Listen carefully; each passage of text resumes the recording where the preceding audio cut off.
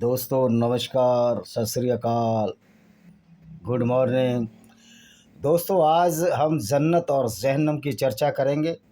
किस तरह मोहम्मद ने इस्लाम के नाम पर जन्नत और जहन्नम का तसव्वुर एक कल्पना तैयार की और उससे लोगों को परेशान किया, और सारे जो मदीना के अच्छे अच्छे लोग थे उन सबको उसने अपने अपराधी गिरोह में शामिल किया। यस, मोहम्मद ने अपराध को बढ़ावा दिया जहन्नम और जन्नत के नाम पर। जहन्नम और जन्नत मोहम्मद के दिमाग की उपज थी। उसने अपने साथियों को डराकर काफिले लूटे और अल्लाह के नाम पर सारे अत्याचार किए, जिसकी सज़ा किसी भी कानून में मौत से कम नहीं है। तो दोस्तों, झूठ अल्लाह के नाम पर लूटपाट का नाम इस्लाम है। और जो मौलाना ये कहते हैं कि मोहम्मद को मदीना आना पड़ा, मक्का से हिजरत करनी पड़ी, यानी कि उसको मोहम्मद को मक्का में डर था कि उसकी हत्या कर दी जाएगी। दोस्तों 10 साल मक्का में रहा, अपनी जन्मभूमि में रहा, लेकिन किसी ने उसकी हत्या नहीं की, क्योंकि एक वो बड़े ख़ानदान, उसके चाचा अबू तालिब एक बड़े ख़ानदानी थे जो कि यहूदी थे, और उसके दादा अब्दुल मुत्तलिब भी पूरे मक्का के जो काबा है उसका रखरखाव करते थे, जहाँ 360 मूर्तियाँ थीं। सब कुछ सेकुलर था, सब कुछ अच्छा सामान्य चल रहा था। लेकिन जब मोहम्मद के दिमाग में 40 साल की उम्र में ये इस्लाम नाम का एक वायरस घुसा, जो कोरोना वायरस से भी ज़्यादा ख़तरनाक है, तो मानो मोहम्मद की ज़िंदगी बदल गई। जो व्यक्ति खदीजा बिन ख्वालिद से शादी कर रहा था, बच्चे हो रहे थे, वो व्यक्ति इस्लाम को एडॉप्ट करते, इस्लाम की विचारधारा को चलते ही एक खूनी दरिंदे माफिया की तरह कार्य करने लगा, काफ़िले लूटने लगा, और काफ़िले लूटकर लोगों को मुसलमान बनाने लगा, और जो मुसलमान बने उनको भी डराने लगा कि अगर तुमने इस्लाम छोड़ा तुमको कत्ल कर दिया जाएगा। ऐसे बहुत से उदाहरण हैं कि जब मोहम्मद के दामाद हज़रत अली ने जब गैर मुस्लिम यहूदियों ने इस्लाम कबूल करने के बाद फिर इस्लाम छोड़ दिया तो उनको जिंदा जला दिया। ये इनकी किताबों में लिखा गया है, ये इनकी हदीसों में लिखा है, जो कहते हैं कि मोहम्मद पर अटैक हुए। अगर मोहम्मद पर अटैक होते 10 साल में, जब इसके सिर्फ 83 मैक्सिमम 80-85 साथी थे मक्का के अंदर, जब ही इसको कत्ल कर दिया जाता। मोहम्मद को मक्का इसलिए छोड़ना पड़ा कि वो अरबियों की जो 3 देवियाँ लात अल मन्नात अल उज्जा, जिनको भी अभी मोहम्मद बिन सलमान जो कि सऊदी के राजकुमार हैं, उन्होंने कहा कि हम अपनी तीनों देवियों की प्रतिस्थापना करेंगे, उन देवियों को ये गाली देता था, लोगों का मजाक बनाता था और झूठ बोलता था। तो दोस्तों, ऐसे व्यक्ति से जो लोगों से झगड़ा करता रहा हो, इस्लाम के नाम पर झूठ बोलता रहा हो कि मैं अल्लाह से मिलने गया, तो दोस्तों ये अल्लाह का जो तसव्वुर है ये मोहम्मद के सिवा किसी ने नहीं देखा। एकमात्र गवाह इसका मोहम्मद था, और जिब्रील फरिश्ता था, जो इस्लाम का फरिश्ता ही नहीं है। वो तो गैब्रियल फरिश्ता है जो यहूदियों का फरिश्ता था।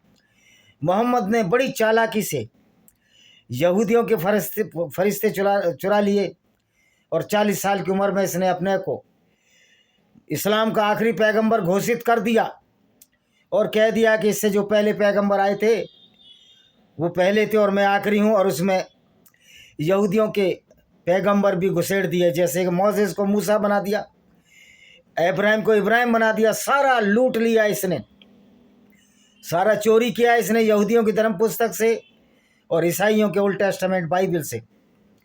तो दोस्तों, सिर्फ साहित्य की चोरी नहीं की इसने फिर जाकर मदीना में एक गिरोह खड़ा किया, जो गुंडों का गिरोह था, जो लफंगों का गिरोह था, जो काफ़िले लूटा करते थे। और जो काफ़िले लूटा करते थे वो सारे के सारे गिरोह वो लोग थे जिनका समाज में कोई स्थान नहीं था, जिनकी समाज में कोई वैल्यू नहीं थी, प्रतिष्ठा नहीं थी।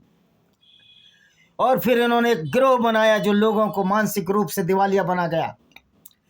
जन्नत और जहन्नुम का तसव्वुर इसने पैदा किया, लोगों को डराने लगा। कि कब्र में जाओगे तो वहाँ अजाब होगा, बिच्छू डंक मारेंगे। दोस्तों, मुसलमान भी है, अगर वो अगर दफन होता है या ईसाई दफन होता है, हिंदुओं में तो दफन का रिवाज है, कुछ कुछ जातियों में है, कहीं कहीं दफन होते हैं, मेजोरिटी में जलाए जाते हैं। और जहाँ हिंदू भी दफन होते हैं उनकी कब्र खोद कर देख लीजिए, वहाँ हड्डी के सिवा कुछ नहीं मिलेगा, सारा का सारा डिकम्पोज हो जाता है।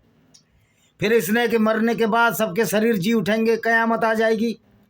मैं पूछना चाहता हूँ, जिनको शेर मार कर खा गया, जो हजम कर गया जिसको शेर, या जो जल गए हवाई जहाज में जल गए, या कोई समुद्र में जिनको मछलियाँ शार्क निकल गईं, उनके तो शरीर ही नहीं रहे, वो भले ही मुसलमान हो या अन्य किसी विचारधारा को मानने वाले हों, तो फिर उनको कयामत कैसे मिलेगी, कैसे जहन्नम और जन्नत बांटी जाएगी।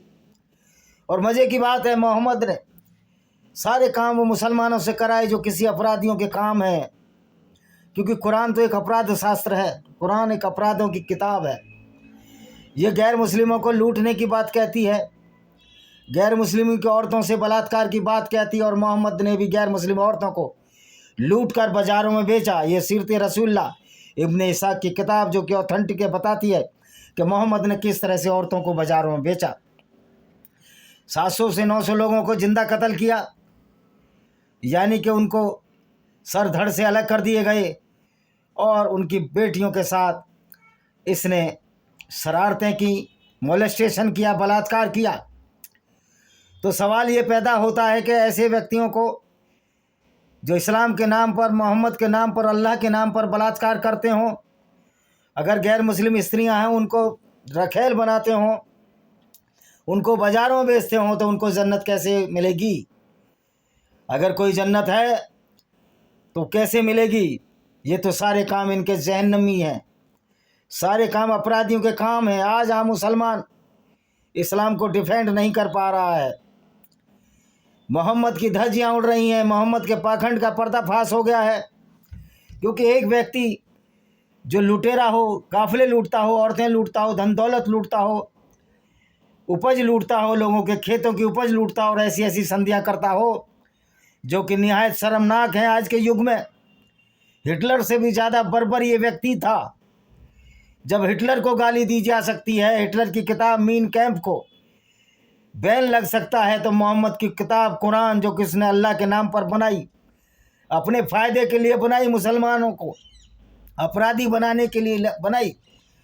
क्योंकि इस्लाम में अपराध को इसलिए डाला गया कि अपराध में हराम की कमाई है, लोगों के काफिले लूटना, लोगों का धन लूटना, अपनी काम वासना की पूर्ति के लिए मोहम्मद ने बलात्कार किए और करवाए। इसका गवाह है कि उसने, मोहम्मद ने लड़कियां भी गिफ्ट में ली। यानी कि जो व्यक्ति औरतें तक उपहार में ले लेता हो, तो ये तो गोया इसी तरह का अय्यास और कामुक व्यक्ति हुआ जिस तरह के हमारे राजा महाराजा होते थे। लोग कहते हैं कि राजा दशरथ के भी 4 रानियां थीं। मैं ये पूछना चाहता हूँ, पैगंबर तो अल्लाह का भेजा हुआ दूत था, राजा दशरथ तो किसी भगवान के भेजे हुए दूत नहीं थे। और भगवान राम भी कोई दुनिया को बनाने वाले नहीं थे, वो भी दशरथ के बेटे थे, वो तो अपने गुणों से लॉर्ड हो गए। तो फिर इस मोहम्मद को किस आधार पर प्रॉफिट माना जा सकता है, जिसके सारे काम नहायत ही गंदे, नहायत ही गिरे हुए, इंसानियत के खिलाफ बर्बरता की तरफ जाते हुए काम है। और मज़े की बात है, मोहम्मद ने अल्लाह के नाम को खूब बुनाया, लोगों को डराया। शहद की नहरें होंगी, दूध की नहरें होंगी, मरने के बाद सब कुछ होगा। क्या मोहम्मद के पास कोई आया था ये बताने के लिए कि क़यामत आएगी और क़यामत के बाद सब कुछ होगा, रिजरेक्शन होगा? ये ईसाइयत की किताब में भी है, ओल्ड टेस्टामेंट बाइबल में भी है। तो मोहम्मद ने सारी चीज़ें यहूदी और इस्लाम से, ईसाइयत से चोरी की, और एक झूठ गढ़ दिया कि मैं आखिरी नबी हूँ। इससे पहले भी अल्लाह ने किताबें भेजी, जो मोहम्मद, जिनको तोरा, जो यहूदियों की धर्म पुस्तक और ईसाइयों की धर्म पुस्तक ओल्ड टेस्टामेंट को कहता था। तो मोहम्मद कहता था कि इसमें बदलाव कर दिए ईसाई और यहूदियों ने, इसलिए हमको कुरान उतारनी पड़ी अल्लाह के नाम से। ओ भाई, अल्लाह तुम्हारा इतना कमज़ोर और नकारा निकम्मा क्यों है, जो अपनी किताब बाइबल और यहूदी पुस्तक तोरा की रक्षा नहीं कर सका, और ईसाइयों ने मोहम्मद और अल्लाह और कुरान का नाम वहाँ से मिटा दिया। तो ये पूरा झूठ था जो मोहम्मद ने बोला। मोहम्मद तो बाद में पैदा हुआ था, यहूदी और ईसाई तो उससे बहुत पहले की हैं। अभी कुछ मूर्ख है, कोई वहीद्दीन अंसारी चतुर्वेदी जो भारत का है, जो कहता है कि मोहम्मद का नाम वेदों में है। मोहम्मद जैसे व्यक्तियों का नाम वेदों में हो ही नहीं सकता, क्योंकि वेद खलनायकों की किताब नहीं, एक नायकों की किताब है। ये इंसानियत की किताब है। ये वसुधैव कुटुंबकम की परिकल्पना करने वाली किताब है। ये कुरान नहीं है जो एक अपराध शास्त्र है, जो मुसलमानों को बलात्कार लूटपाट के लिए उकसाती है और उनको बहसी और दरिंदा बनाती है। तो मोहम्मद ने सीधे साधे अरबियों को जन्नत और जहन्नुम का डर उपजाया। आज भी बहुत से पाकिस्तान हिंदुस्तान में जहन्नुम और जन्नत के डर से कांप रहे हैं।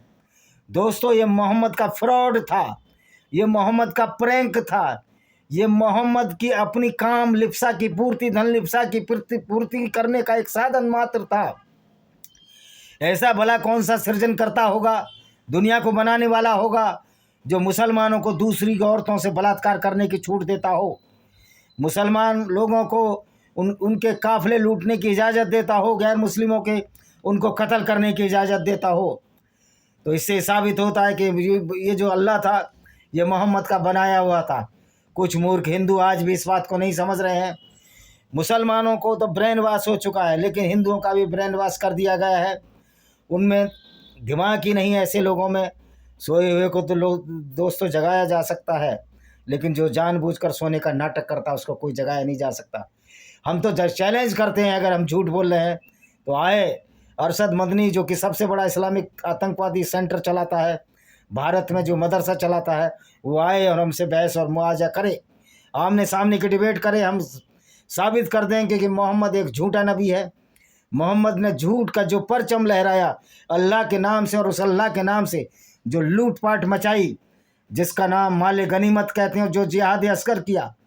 जिहाद अस्कर का काम सिर्फ लूटपाट था, औरतों को से बलात्कार करना। ये क्या दीन है तुम्हारा? ये विचारधारा है, और इसको कहते हो कि हमें मोहम्मद की सुन्नत पर चलना चाहिए। अगर आज ये मोहम्मद की सुन्नत पर चलते कोई भी मुसलमान चलेगा तो जेल में होगा।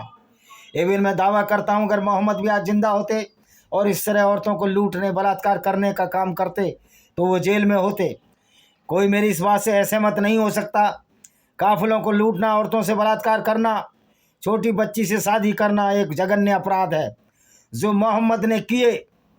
तो जो काफिरों की किताब है हमारी किताब में, यानी जो काफिरों का जो दृष्टिकोण है, दोस्तों मैं उस पर एक किताब बहुत जल्दी लिख रहा हूँ, 13वीं किताब होगी मेरी, जिसमें ये होगा कि मोहम्मद काफिरों का दोषी है, मोहम्मद काफिरों का अपराधी है, और मोहम्मद के खिलाफ भले ही मर गया हो, उसके खिलाफ काफिरों की अदालत में एक मुकदमा डाला जाएगा, और वो मुकदमा सांकेतिक होगा जिसमें मोहम्मद को सजाए मौत की पुष्टि की जा सकेगी, क्योंकि वो काफिरों की मौत का बायस है। उसने ही ऐसी ऐसी आइडियोलॉजी और विचारधारा चलाई कि गैर मुस्लिमों को कत्ल करो, और लोगों को बेवकूफ़ बनाया कि जहन्नम उनको मिलेगी जो इस्लाम को नहीं मानते, वो भले ही कितने अच्छे हों, उनको जहन्नम मिलेगी। और जो मुसलमान लुटेरा होगा, कातिल होगा, बलात्कारी होगा, जैसे कि इस्लाम उनको बनाता है, चाहे अहमद साहब दाली हो, महमूद गजनवी, महमूद गोरी, अलाउद्दीन खिलजी, औरंगजेब, इनको जन्नत मिलेगी। ऐसे गुंडे और बदमाशों के लिए जन्नत, और एक शरीफ गैर मुस्लिम के लिए उसका कसूर इतना ही है कि वो इस्लाम को नहीं मानता, इस्लाम की गुंडागर्दी से नहीं डरता, इस्लाम की मूर्खता से नहीं डरता, और इस्लाम की छिछोरी बातें जो मोहम्मद साहब ने अपने ज़माने की लूटपाट, औरतों से बलात्कार, छोटी बच्चों से शादी, उनको नहीं मानता, उसको कत्ल कर दिया जाएगा। ये अब हो नहीं सकता, क्योंकि अल्लाह तो इतना बेबस, इतना कमज़ोर और इतना लाचार है। अल्लाह मोहम्मद की बनाई हुई कठपुतली है। वो अल्लाह मोहम्मद के दांत तक नहीं बचा सका, वो मुसलमानों को क्या बचाएगा। और अगर मुसलमान मोहम्मद के सुन्नत पर चलकर इस तरह के मूर्खतापूर्ण कार्य करेंगे तो निश्चित तौर पर उनको सजाए मौत, सजाए जेल और आजीवन कारावास होगी। आज पूरी दुनिया में इस्लाम की धज्जियाँ उड़ रही हैं, इस्लाम के तोते उड़ रहे हैं, मौलाना उनको बचा नहीं पा रहे। जो मौलाना कुरान का अध्ययन कर रहे हैं और करवा रहे हैं वो सबसे बड़े आतंकवादी हैं। एक शिकागो में बैठा हुआ आतंकवादी है जिसका नाम है यासिर अल वाजिदी। भारत में बैठा हुआ अरशद मदनी, महमूद मदनी, जितने भी ये मौलाना हैं, ये आतंकवादी हैं और आतंकवाद के सरबराह हैं और ये आतंकवाद के अड्डे चला रहे हैं जिनको हम मदरसा कहते हैं। तो इस्लामिक मदरसे आतंकवाद का केंद्र है। दोस्तों, अभी मैं दूसरी वीडियो इंग्लिश में डालूंगा, उसमें बताऊंगा कि कहाँ कहाँ ये बड़े बड़े मदरसे पूरी दुनिया में हैं। आज खास तौर पर मैं इंडिया के मदरसों के बारे में इंग्लिश से डालूंगा। ये इस्लामिक टेररिस्ट सेंटर हैं। इन मदरसों के बारे में हम चर्चा करेंगे अगले वीडियो में। तो देखिए ये किस तरह का दीन है जो लुटेरे, कातिल और बलात्कारी मुसलमानों को तो जन्नत यानी स्वर्ग मिलेगा।